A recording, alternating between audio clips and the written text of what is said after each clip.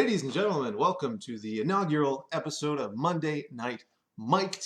I am your host, John Quinn, and we are live from my basement in beautiful Quispamsis, New Brunswick. Not quite a TD station in St. John, but given the current circumstances, it's the best we can do. Thank you so much for joining us. Like I said, for this inaugural episode, do we have a guest for you? First ever time on the show. Please welcome the franchise leader in points for your St. John Sea Dogs, current NHL star for the Ottawa Senators, Thomas Chabot. Thomas, welcome to the show. Thank you. First, obviously the big thing going on in the world right now. Everyone's kind of coping in their own way. Where are you held up right now, and how are you passing the days by? I'm back home in Quebec City right now, kind of just hanging out, trying to stay in, obviously trying to listen to everything that's going on, trying to follow the rules that we have set right now for everybody to stay healthy. But at the same time, I'm home spending some time with my family, enjoying the time off kind of thing. But hopefully everybody's doing well and everybody's staying healthy. For sure. Stay home, stay safe. Now, being a professional athlete, are you coming up with creative ways to kind of stay in shape here in the off season? Yeah, I mean, it's always a little harder. Obviously, all the rinks are closed, gyms are closed and everything, but I'm fortunate enough to have a little gym downstairs in my basement. So you kind of just keep trying to do a little something every day, keep the body moving. I got a dog, so I get to go outside every day in rollerblades or go for a walk spend some time. So it gives me a reason to be outside and kind of get some fresh air in. Nice. I've been curling soup cans myself, but I think it might be a little too heavy for me. So we're going to cover a couple different topics today. Anyone watching, please do get your questions in using the hashtag AskShabot. I want to go all the way back to when you were drafted to St. John, 22nd overall, second round. Coming into the league, did you know anything about St. John? I know, speaking with you throughout the years and your time there, you didn't really know English that well, even when you showed up in St. John. But heading into that draft, did you have kind of a team you were hoping to go to, or was St. John your choice? Kind of talk to me about that time period. I mean, that's kind of a crazy story because obviously when you go to the draft, you honestly just want to get drafted and you want to have the chance to be playing in the QMJHL one day. And when I got drafted in St. John, and my first thought was, first thing first, I had no idea where St. John was, and second of all, I knew it was all English, so I didn't know a word in English. First time I got in St. John with my billet, I couldn't speak. They trying to help me. Obviously, I couldn't really speak English, but the guys on the team that were from Quebec, they really helped me learn English pretty quickly. But no, I was very happy. Obviously, whenever I got to St. John, it's a beautiful city. I spent amazing years there. Obviously, we won a championship there, so everything was worked out great. But obviously, when you go to the draft, like you asked, you just want to get drafted. You just want to have a chance to go somewhere. And obviously, when St. John mentioned my name in the second round, I was very excited and very happy to get out there. Now, did you have kind of a welcome to the league moment? Guys talk about, my very first game, there was a 7-foot defenseman who crushed me into the boards or something, and that was kind of my welcome to the Q moment. Did you have something like that sticks out in your mind? I mean, honestly, it was mostly just kind of being able to play your first game and moving into a billet and going on the bus for road trips and just realizing that you had the chance to be in that league. Obviously, I always had an older brother that was around a little bit in Victoriaville, only played one game in the Q. So it was always a kind of a hard dream for me to think I could achieve it because I saw my brother going through it and it was really hard. So whenever I got to play my first game, knowing I was going to stay for the year on the team and as a 16-year-old, obviously, I think that was kind of the welcome moment. I was just very, very happy, very fortunate and to be able to play and wear this jersey every night. Yeah. Now, many guys talk about kind of the story of their first goal, and they remember where it was and how it happened, and a bit of preamble on this when we have our kind of current young core of defensemen when they came into the league last year. I remember our GM and president Trevor Georgie would always talk about, these guys are young and there's going to be a learning curve, and they only have 3 goals right now. But you look at someone like Thomas Chabot, who had 1 goal in his entire rookie season, and he mentions he had always quick to mention that it wasn't a very pretty goal, that it was like a bank in off the boards and just sort of happened to go in. Do you have any memories of that first goal? Oh yeah, it's actually kind of embarrassing, but I think that's what makes it great because you're always going to remember it. But no, yeah, it was in St. John against Blainville. It was, I think, game 40. It took me some like 40 to 42 games. I don't want to guess the exact number. I'm not sure, but it took me a while, and I just kind of got a D to D, and I skated to the red line, and I just wanted to rim it, and it kind of hit the side of the board, and the goalie went behind his net to try and stop the rim, and the puck just went in. That was my first goal. So I think it was just a moment of being happy to finally get the first one, but also it was kind of just everybody laughing because everybody obviously knew it was my first goal. And it was a weird one to get, but I mean that's all great memories, and it makes it even better, I think. That's hilarious. Now on that team, obviously your first year, it was kind of the first year of our cycle building towards that cup year in 2017. We missed the playoffs that year. You didn't get the playoff experience yet, but you did have a chance to play with a kind of core group of guys who ended up being the guys in that cup year. You were fellow rookies with Nathan Knoll, Sam Dubman-Falls, Matthew Joseph, Spencer Smallman, Matthew Highmore were on that team. Can you talk about that kind of core group of guys? Did you know at the time when you were all there and starting out that this was kind of going to be something special? Well, for sure. I think as soon as we got there, obviously we're all French Canadian guys coming to St. John, and guys are uh, obviously English, and they're from the Maritime. So we really quickly got along really well, all the group of guys there at 16, and we kind of became friends early, and we knew we could make something happen all together for the years to come. And obviously, it was a little harder at first at 16. We didn't make playoffs like you mentioned, but I think as the years went on, we always kept the same group of guys, all the guys that you mentioned, and we added some key pieces over the years. And I think that's what ended up the last year to it makes a big difference when all the guys grow together and we all learn together. Most of the guys got all drafted together. We all go to pro camps, and everybody brings that back on the same team. And I think it just makes the whole group being stronger and being smarter all together. And I think that's what allowed us to having a great year on our fourth year. It's funny. That sounds so similar. I mean, I joined the team. Um, your second year would have been my first year doing the in-game hosting, but now I'm a little more close to the team. But seeing that same cycle again, and the guys coming in the rookie year and missing playoffs, but you have this group that kind of keeps getting better and better together as a group, and getting that experience, and now hopefully going to camps and things like that. And that's kind of history repeating itself, and we're in that cycle again.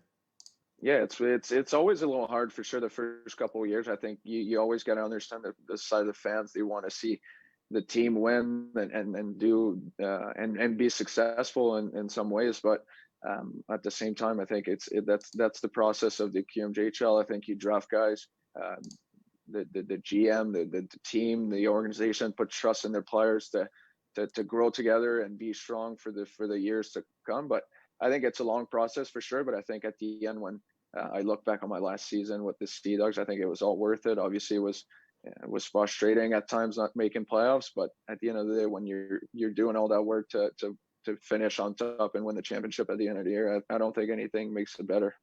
Yeah. Now going into your second year with the team, it was your draft year, first year eligible in the NHL draft. But you also had your kind of co-defenseman Jakub Zaboral also being eligible in that draft, and you guys were kind of shuffling in the ranks, but both projected to kind of go first round. Was there a competition between the two of you, or was it kind of you found some solace knowing that there was a guy you could kind of lean on who was going through the exact same thing as you? Yeah, well, there's always that competition side of it for sure. I think we're hockey players. We want to do well. We want to. Our dream was to play in the NHL one day. So obviously, there's always going that thing. But I don't think Z and I had really any of that. I think we wanted both of us to do well, and we knew that we could rely on each other, and we could help each other. We could help the team to be better. from us being on the ice. So I think it was all fun. We were really good buddies. I think we got along really well, and I think obviously the draft, it is what it is. Both of us got picked. Both of us got a chance to go to training camps and prove ourselves. So at the end of the day, that's all that really matters. All the other stuff, I think there's nothing you can do about it. But I think when we played in St. John, we really got along, and we wanted both to have success. We wanted to help the team to have success, and I think we did that way. And obviously, in the competition side of it, I think we kind of helped pushing each other and trying to be better. And I think it just benefit for both of us. Now, in that draft year, I mean, you're having kind of meetings and interviews with scouts and GMs all season long, and then right up to the draft. I mean, that last 72 hours, you're talking and texting and having interviews and things. Was there a certain team that you kind of, obviously you have kind of your childhood team growing up that you're kind of, hoping and wishing, and that's the team's jersey you have on in the driveway when you're scoring that Game 7 Stanley Cup winning goal? But was there a team maybe that you had really strong meetings with, or you looked at the draft rankings and said, okay, at 10 or 15 or 20, I think I might get picked by team XYZ? Yeah, there's obviously at the combine in Buffalo, I met every single team. So it's kind of hard to have an idea. You always get some feels from meetings, the way they talk to you and the way they talk about you, the player you are on the ice. But I mean, there's Calgary that after the combine, they made me fly up there and go visit the locker room and go spend some time in the city for a few days. So I kind of had a feel that they really maybe wanted me. Also, there's Ottawa that the same week I went later in the week to spend a couple days there as well. They flew me up there, and I went to visit the locker room, and it's always the funny part of it. They're flying you up there trying to sell you that it'd be fun, it'd be nice for me to go there. But at the end of the day, I always thought of it. I'm going to be in the NHL and drafted by a team, so they didn't really have to show me anything. I would have went anyways. But no, I think it was mostly those two teams I had a strong feel about. But I mean, a draft, you never know what's going to happen. And obviously, I think 2 days or a day before the draft, Calgary traded their pick in the first round. So obviously, kind of could tell that I wasn't going to get drafted there. So when Ottawa came around, I had a little bit of an idea. But I mean, I've always trying to just not really trying to sit and think about it too much and just try to go with it and enjoy the experience. And obviously, when my name got mentioned, I think it was the greatest day of my life. So you get drafted, and obviously you take kind of a victory lap summer with family and friends and celebrate. But then the next season rolls around, and you attend your first NHL camp. Can you talk about that experience and kind of that jump going from junior and being kind of matched up with guys from all over the world? Oh yeah, it was hard for sure. It was my first camp. You're 18 years old. You're obviously coming from the best experience in your life, and getting drafted and getting that chance to be there. But also, and the difference in between junior and the NHL is really big, obviously. And guys are all talented. Guys want a job. They want to be there. So they'll do everything to kind of move you out of the way and try to be better than you are. But it was a big adjustment for sure. But I think when you're 18, I kind of knew I was going to go back to junior, especially knowing that our next couple of years we were going to have really good years with really good players and a really good team. So, but no, my first camp was hard. It was a lot of learning for me. The second year when I was 19, it was the same thing. I had the chance to start the season with them. I was there for a month. I only played one game, but just to be around the guys and learn, I think it was good for me to bring that back to junior, knowing that the next year I was going to know what to expect a bit more. And that kind of leads into my next question about that first game you played with Ottawa, a home game in Ottawa. Was there any kind of pranks or initiation or anything from the guys, or are they kind of a little more lenient with you because they know that you're kind of on the bubble and you may not actually be there for the whole season, or were they just kind of ruthless regardless because you're a rookie? No, I think they were really nice to me. Obviously, they made me do that solo lap or whatever that we always do.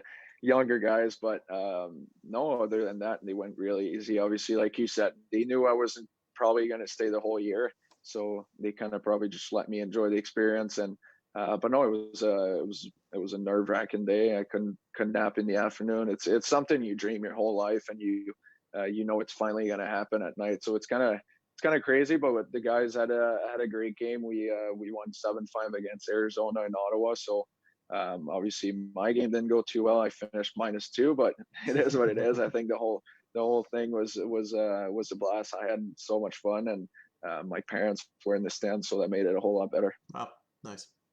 And you kind of alluded to this when you were talking about attending your first camp, knowing that you were coming back to junior. I mean, after you play the game, they kind of kept you around for a little bit, and then eventually sent you back. Obviously, it's disappointing, but was it exciting knowing that you were kind of coming back to a team that was ready to go for it all in 2017? Oh yeah, for sure. I think it. Don't get me wrong. It was a lot of fun to start the season in NHL and being able to travel and see different ranks and see how the guys carry themselves on and off the ice in the NHL. But at the end of the day, I knew in St. John we were going to have a really good year. I knew we were going for uh, that we were going to try and win it all. And obviously, when I got sent down, obviously it's always disappointing. You always want to stay up there. You want to be in the NHL as soon as you can. But I think when I look back at it, to come back in junior and have the season we did, I think it only benefited me. And the next year when I came back to camp, I was obviously I had a good season. I was more confident. I had more poise and everything and all that. So I think it really helped me for the long run. And at this point too in your career, you were pretty well known, obviously in St. John and the Q, but your real breakout moment for the rest of Canada and for the world, for that matter, was your performance at the World Juniors. Can you talk a little bit about that tournament? Oh, that was great. That was obviously the year before I had the chance to do it, but overseas in Finland, which was amazing. But I think nothing beats being on home soil and being in Canada and Toronto and Montreal for the tournament. And to being able, obviously the year before, it's always during Christmas time. My parents couldn't attend it in Finland, so the year in Toronto and Montreal they came, and that tournament was just amazing to play in front of our fans in sold out arenas every time. To hear everybody on the street knowing we were playing for the team, cheer on us before the game, getting on the bus. I think that the whole thing was just a great experience. We just had so much fun. Obviously, the tournament didn't end up our way. We lost in a shootout, which was really heartbreaking. But I think it's in the when I look back at it, it's a tournament I'm always going to remember. We had so much fun. We beat some teams that were technically on paper better than we were. So I think the whole thing was great, and I'm always going to remember it for sure. Now, you logged some pretty huge minutes in that tournament, and you took home a tournament Yeah. MVP as well. But I remember the big storyline where you were playing like 35 minutes a game. Just so Yeah. I can feel better about myself in my current quarantine state, did you feel tired? Can you just tell me that yes, you felt tired after playing 35 minutes? Yeah. Well, to be honest, during the tournament, not really. Once we obviously with the crowd and everything going on, that just fires you up, and you always want to play more. But once we lost in a shootout, and I went back in the locker room and knowing we didn't win the gold medal, I think that's when it kind of hits. And I was fortunate enough that Danny Flynn and St. John gave me a couple of days after to just kind of sit back and relax and before we come back and play with the team, which was great. But no, it was hard. Obviously, it's especially mid-season like that to play big minutes. But I think when you do it for your country, I think you just got to feel fortunate enough to be there, and it was a great experience. So in your return to St. John, you mentioned you got a couple days off, but there were some other guys, some newer faces there, ready to pick it up for you when you weren't there. We went out and got some pieces at the trade deadline. A guy you had played with at World Juniors, Julian Gauthier, Simon Borg, David Como, Callum Booth, now in net. Like, how confident were you coming into that second half of the season? Obviously, the first half went quite well for the Sea Dogs, but then into that second half, you look at the roster up and down, and you got to realize like this is a pretty stacked team. Oh yeah, I was fired up for sure. I think we needed maybe a few pieces, and they checked all of them, and we came back after Christmas. like you mentioned, I was actually with Gochia when we knew he got traded to our team. So we were together at the tournament at the World Juniors, and knowing we were going to be teammates after, we were all pretty fired up to know that we were going to have a chance to go win it all. So, but no, with Bork and all the guys and everybody else that we got, I think it just added to the strength of our team, and made us even more confident coming in. Obviously, confident is not always the word to use because it's not always great. But I mean, at the end of the day, I think everybody was just really excited to be in St. John. We knew we had the chance to make something great happen, and I think we did. Obviously, we fell short at the Memorial Cup, but I think when we look back at it, I think we had a great year. I would wholeheartedly agree. Can you talk a little bit about that kind of the playoff run? I mean, we only dropped 2 games in the entire run, and you were awarded the playoff MVP and had quite a run throughout those 4 series. Were there any memorable games or moments in that run? Oh yeah, it was. I think the whole run was just amazing. But I remember in the third round when we faced Chicoutimi, that was a tough series. They were a really good team, really old, kind of like us, a lot of 19, 20 years old, and guys that would probably turn pro the next year. So they wanted to win it as well. But I can remember when we were in Chicoutimi, the series just got. I think the series was tied 2-2 or something like that, and I think we were at the hotel just hanging out in the hallway, all the guys together, and we kind of got scared for a bit, saying like it's 2-2, like we might lose that series, like we like kind of getting a little nervous. Like not there's only I think Gochi and Bork on our team that made it the whole way right before, so most of us never did it. So it was kind of a scary moment, but we were all together and we all kind of talked over it, and we were all really excited to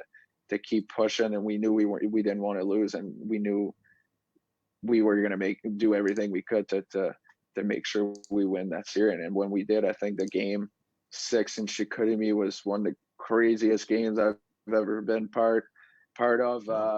We were down 2 goals starting the third period, and no, I think it was tied, and then they scored 2 really quick ones, and then we finally tied the game, and Boko scored the 6th goal from the blue line, a crazy shot right in the corner. I think those are all great memories. It was one of the best series I've ever played in playoffs, and it was a lot of fun. And then the final, obviously in Blainville, when we were up 3-0. We kind of You weren't very well liked in that final. I remember in yeah, Blainville. I know they were kind of all trying to run after me all over the ice, but I mean that's what makes playoffs great, and that's what it is. But it's no the whole playoff series was just a great time, and so happy we got her done. And it's funny looking back on that. Everyone thinks, you win the championship and it's a 24-hour party and there's, a bus to take you to the after party. And in Yeah, reality, we spent 6 hours on a plane on the tarmac while they tried to fix a problem where there was like an emergency light or something on, and they kept putting us on the plane and off the plane, and we just sat in the terminal watching the highlights every half hour on TVA Sports. They would come and show, Sea Dogs win the President Cup, and everyone would yeah, cheer, and it was like 6 a.m. and we've just been sitting there forever. So it's not always as glamorous yeah. as people think No, afterwards. it's not always the way people think it happened, but no, it was great to be together after the game. Spent some time. We had some fun. For sure. Now, obviously, leading into the Memorial Cup, and you mentioned it was a little bit of a disappointment. But I mean, it still capped off a pretty huge year for you, and you had a chance the tournament to play against guys who you now play against in the NHL, like DeBrincat and Matt Barzell.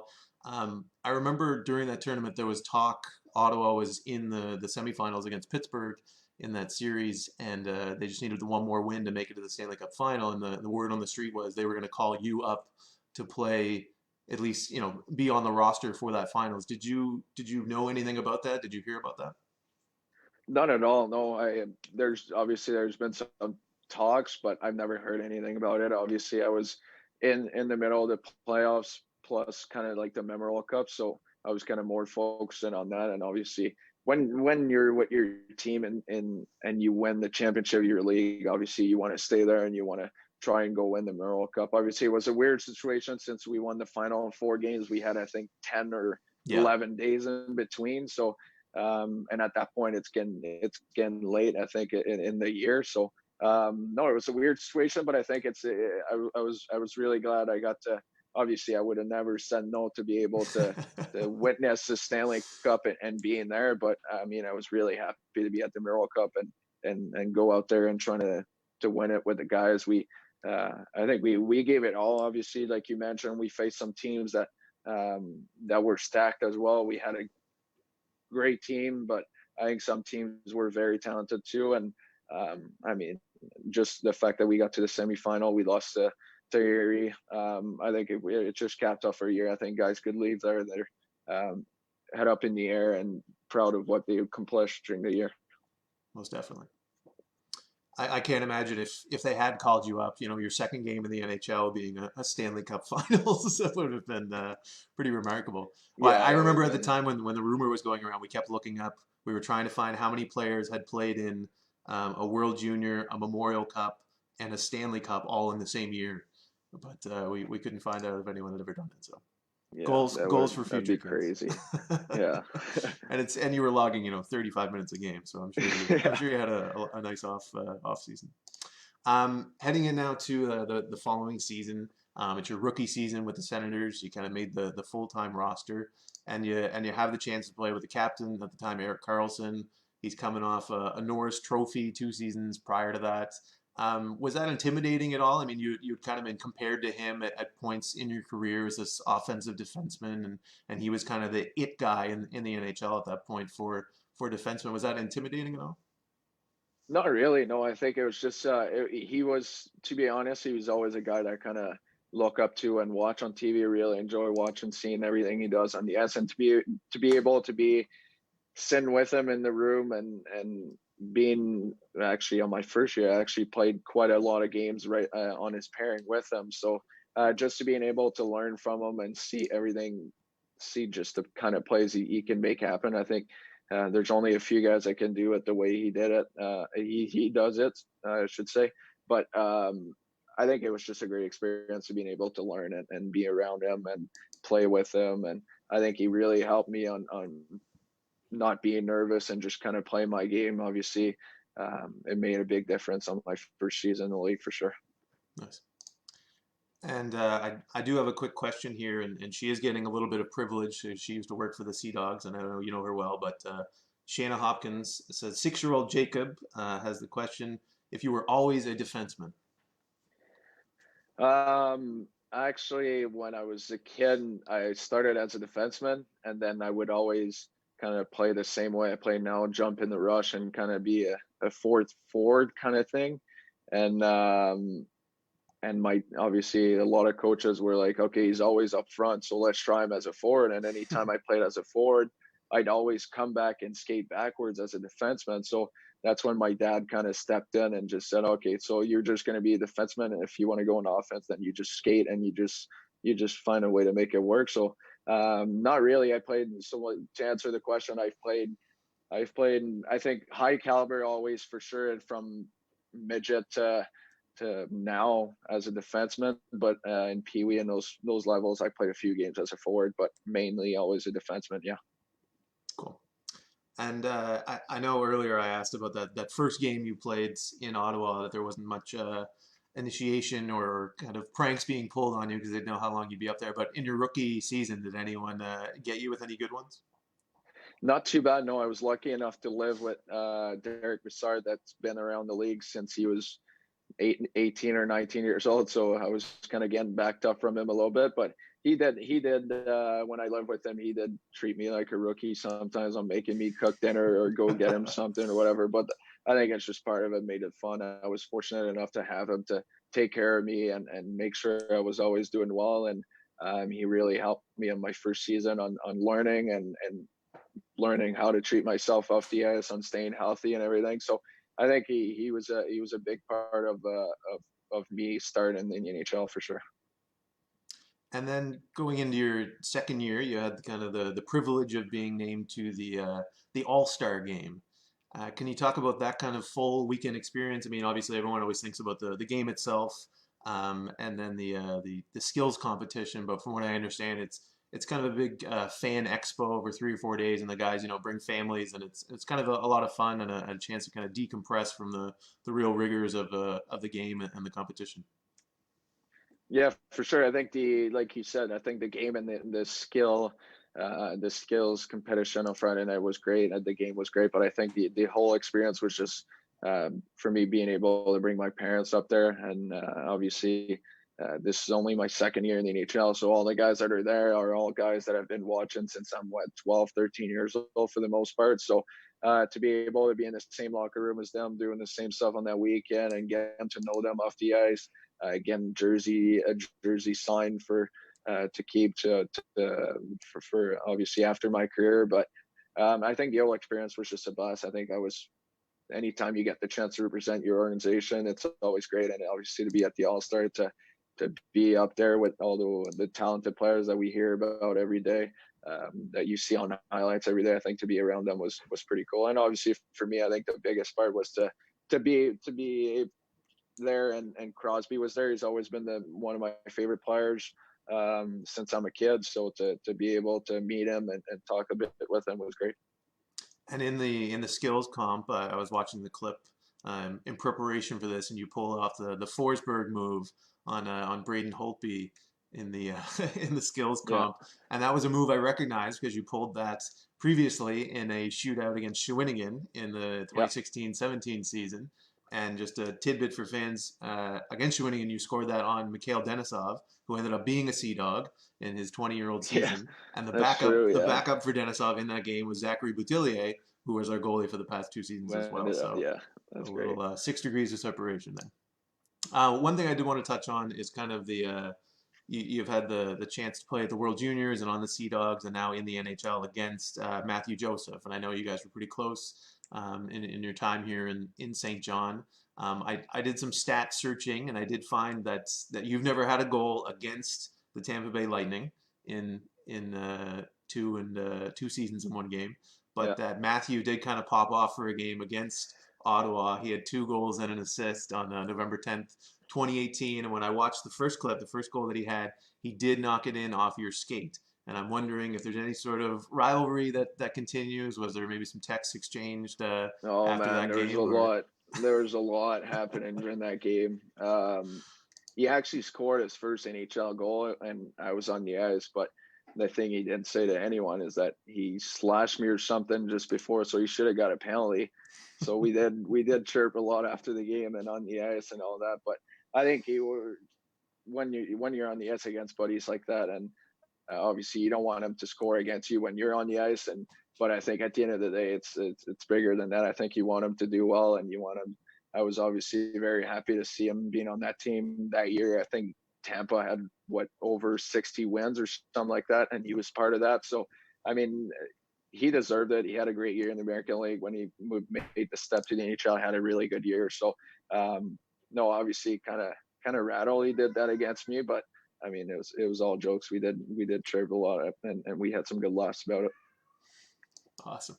So I do have a couple of questions from the audience, but before I get into that, I do want to play a quick minute and a half video, just some of your highlights from your time with the Sea Dogs. Just 4 or 5 kind of goals that I found that kind of highlighted your offensive prowess during your 4 years here in the queue, including that goal I mentioned against Mikhail Denisov. Mish, I'm sorry if you're watching this. We're gonna post-garage you here for everyone watching, but here's some highlights from Chabot's time with the Sea Dogs. Try to hold in was Svechnikov, but he's unsuccessful. LeBlanc gave it away. Thomas Chabot, short-handed breakaway. Score! Les Sea Dogs, leur 5e dans le match. Personne ne s'est inscrit à la marque entre les 2 équipes en avantage numérique. Voilà quelle fête! Le tir et le but! Thomas Chabot, 2 là-dessus. St. John's zone. Highmore will look to go up the middle with it, and it does. Onto the stick of Chabot. Chabot will try to go to the net. He'll fire and scores! Thomas Chabot! Sea Dogs are 0 for 1 on the man advantage. Here's Chabot through center. He's hit through the middle. Nice move. He's in alone. Scores! Thomas Chabot goes coast to coast. Chabot, lui, s'emmène très lentement dans le territoire des 4, directement devant Denisov. Chabot, une feinte, D'une seulement. Et c'est le but, mais quel but de Thomas Chabot. Tons of good memories in there. I appreciate the one against Halifax where you split everyone. That was the one that sticks out to me. So I was so gassed. I remember I was exhausted. The guys all jumped on me. I couldn't breathe. That's hilarious. So I do have a couple questions from the crowd that were submitted leading up to tonight's episode. Go to our first one. It was Michael Slade on Instagram, and he asked, what was it like scoring in front of 18 to 20,000 fans and playing in front of a crowd like that every game? It's a lot of fun for sure. You got to feel fortunate enough to do that every night, and to being able to play the game I always loved. And but no, I think it's a great feeling. Either it's always more fun at home for sure, but also on the road, I think it's to hear the building just kind of go quiet. It's a lot of fun for sure. All right, next up, we got Mike Bellier from Facebook. He has a kind of a would you rather. This is a tough one. Would you rather win the Stanley Cup with the Ottawa Senators or win Olympic gold with Team Canada? Oh, that's a good one. Yeah, I would go win a Stanley Cup with the Ottawa Senators for sure. I think Olympic medal it would be great as well, but I think the Stanley Cup is huge. It's something I always dreamed of, and it's something I want to achieve in my career for sure. I don't think there's a wrong answer there. So, and NHLers aren't allowed in the Olympics right now, so that's a good answer. Yeah, so it's easier to pick the Stanley Cup, I guess. Yeah. And last but not least, Eden Arkins wants to know your favorite thing about playing in Ottawa, or the biggest thing that you've learned during your time in the NHL. Go Sens, go. My favorite thing, obviously, we're a team that wants to rebuild, and we're a team that wants to have success in the upcoming years. So I think just a group of guys that we have, and the younger guys we have on the group, I think I made really good friends there. The organization always treated me really well. The staff is amazing. The city is great. I think it's a nice city, and especially it's really close to my hometown, so I get to see my family and friends a lot. And I think the thing I learned in the NHL is it's a lot different because we do play a lot and we travel a lot, so it's really hard. So you really got to take care of yourself off the ice a lot more than I thought when I first got in the league. So I think that'd be it. Very cool. You can hear my cat meowing in the background. That's the wonders of broadcasting shows from your basement. Sorry, Katie, I'll pay attention to you later. I got Thomas Chabot here, okay? So a fun thing that I want to kind of start for upcoming episodes of Monday Night Mic'd is a little thing called the lightning round. So how this is going to work, we're going to ask 10 questions, and it's not so much about getting it wrong or right. It's just about getting it quick. Hence the lightning round. They're not just going to be 10 questions about the Tampa Bay Lightning or Matthew Joseph, but 10 questions, increasing in difficulty. And we're looking for honest answers. If you do need to pass, I understand. You don't want to get in trouble with anyone. But if you're ready for the lightning round, are you ready? Oh, yeah, I'm ready. Okay. Question number 1. Who do you like beating more, Montreal or Toronto? Toronto. That's the correct answer. Actually, both. Both? I got to go with both. Did you grow up a Montreal fan? Yeah, I was a Montreal fan, so now I love beating these guys. But I think for the rivalry between Ottawa and Toronto, it makes it even better. So I'll say I got to say both here. Sorry. It's a tie. Okay, perfect. This is the humble test here. How many career goals do you have in the NHL? Ooh. Wow. I think probably close to 20. Up. Higher? Yep. 20, 25? 29. 29, wow. That's good. You aced that with flying colors in the humble test. You didn't know the exact number. You didn't know the exact number, or you didn't guess something ludicrous like, I don't know, 100, 110. Yeah, 100, yeah.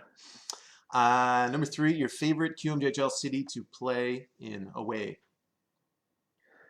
I'd probably go, well, obviously I'm from really close to Quebec City, so I'd probably say Quebec City, but in the Maritimes where we played a lot, I think I'd say Halifax. And obviously St. John, but I don't think that's we knew that was number 1. Yeah. Just away cities, Yeah, exactly. Now the flip side of that, your favorite NHL city to play away in? Favorite? Wow. I'll probably say Las Vegas. Because the arena's so nice, right? Yeah, the building's great. No, actually, if you have the chance to go watch a game, the atmosphere is I pretty have. No, cool. I It's so. went 2 years ago. Oh, you went once? Yeah, yeah, yeah. It was pretty incredible. Like the music's loud, and it's like it's Vegas, right? So it's pretty cool. It's pretty fun building and playing. Oh, that's very cool. Number 5, and I need honest answer here. Did you ever feel bad for scoring on a goalie? Never. No. I mean, I love scoring goals, so no, never. Even like the 10th goal in like a 10-1 game, you weren't like, oh, geez, poor guy. Well, I didn't silly or anything, but inside of me, I was still pretty fired up for sure. Perfect. Number 6, it's no secret you just signed a pretty lucrative 8-year contract with the Ottawa Senators. Can I borrow $20? Hesitation. Sure. Okay. Yeah. Well, maybe buy you a beer when we see each other. I needed a snap yes on that, but I'll settle for the okay. Number 7, this is a bit of a loaded question here. If the Sens could trade for one player in the league, no strings attached, you don't have to worry about trading one of your teammates or anything away or giving up draft picks or anything. It's basically a free, this player is now on your team. Who would it be? To never trade? No, sorry. Anyone in the league now comes and they're on the Senators. No strings attached. Okay. You don't have to give up anything for him. He's now just on the team. I go with Crosby. Crosby. Poor Matthew Joseph. He's crying somewhere. Number 8. Do you remember what goalie you scored your first NHL goal on? Oh, I think it was Thomas Greiss. I know it was correct. Against the Islanders. That is correct, Thomas Greiss. It was Greiss, yeah, right. Okay. Sorry, Thomas Greiss, if you're watching. Number 9, the hardest player to defend on a rush. Connor McDavid. Connor McDavid. Okay, that's a no-brainer.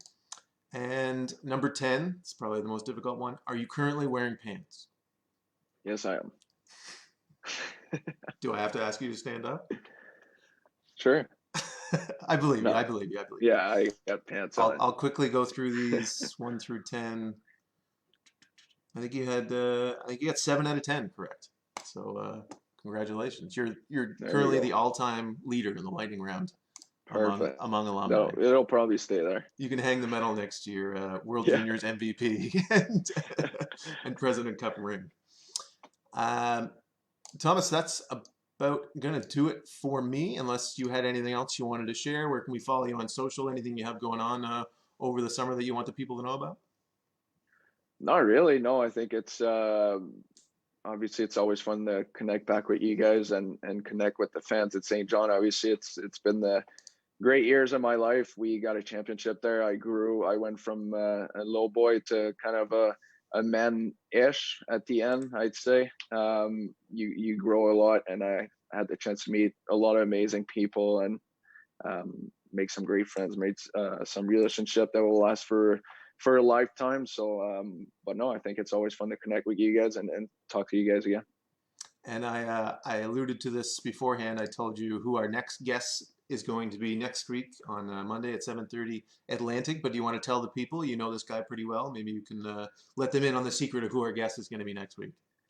Yeah, the guest next week will be a good friend of mine, Bokanji Mama. He'll be on there giving you a couple stories and maybe a few tips on how to cut hair.